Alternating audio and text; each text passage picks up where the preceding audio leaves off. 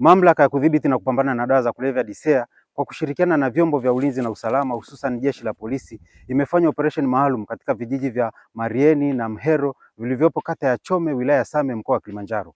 Operesheni hiyo imefanyika kuanzia tarehe 10 hadi 16 Februari 2026 ambapo jumla ya kilogramu 299.8 za mirungi zimekamatwa na ekari 203 za mashamba ya mirungi zimeteketezwa. Katika operesheni hiyo watuhumiwa 7 wamekamatwa kuhusiana na uhalifu huo. Watuhumiwa hao ni miongoni mwa wachache waliokaidi maagizo ya serikali licha ya jitihada za muda mrefu za operation na utoaji wa elimu zilizofanyika miaka ya hivi karibuni.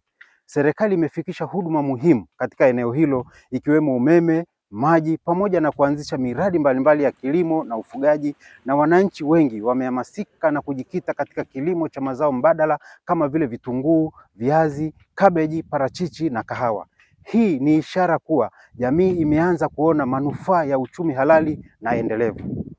Mamlaka itaendelea kushirikiana na viongozi wa vijiji, kata, wilaya na mkoa pamoja na wadau wengine katika kutoa elimu na kutekeleza operation mbalimbali ili kuhakikisha tatizo la mirungi linadhibitiwa kikamilifu katika wilaya ya Same. Ninatoa wito kwa wananchi kuendelea kushiriki kikamilifu katika mapambano dhidi ya dawa za kulevya na kuhakikisha kwamba tunatokomeza zao la mirungi katika wilaya hii ya Same na maeneo mengine nchini.